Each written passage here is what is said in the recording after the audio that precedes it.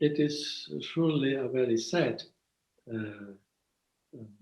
measure, and I think it is not correct according to the law of the church itself, and at least according to the true spirit of the canon law. Because the canon law, the church always makes the guarantee that every priest should have the freedom to celebrate also individually. It is his right, which the church gives the priest. And the other, that no one can be forced to concelebrate. This is also a law of the church. And therefore, it is a measure which was taken now in the Basilica of St. Peter, which is undermining this law of the church itself.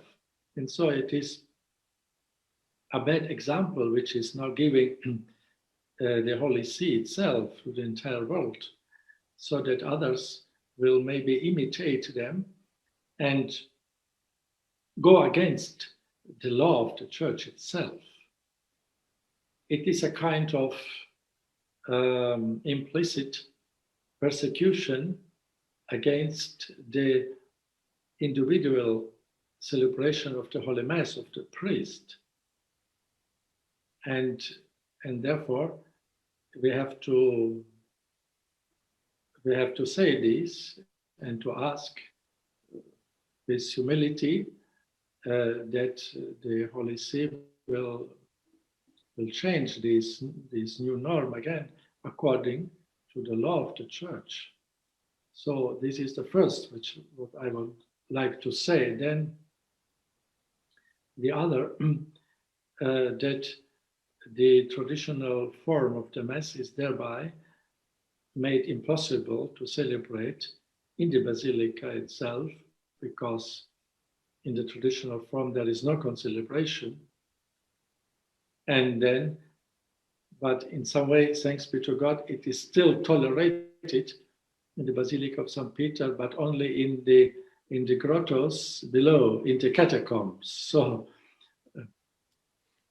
the traditional Mass and the individual Mass is now becoming in Rome, or at least in the Basilica of St. Peter, a kind of clandestine Mass, the Mass of the catacombs.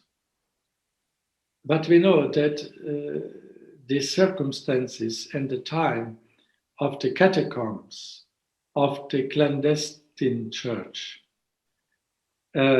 brought plenty fruits for the church.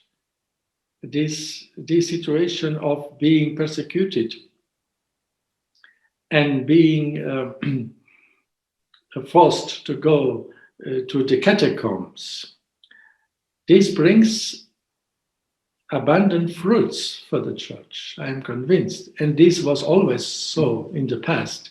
And so it will be also. And therefore, we have to keep the supernatural spirit, that even this sad situation now, God will use this for a greater benefit, spiritual benefit, in His way, which we cannot now understand, but God will find a way that even these sad measures will finally, ultimately, bring abundant fruits for the church.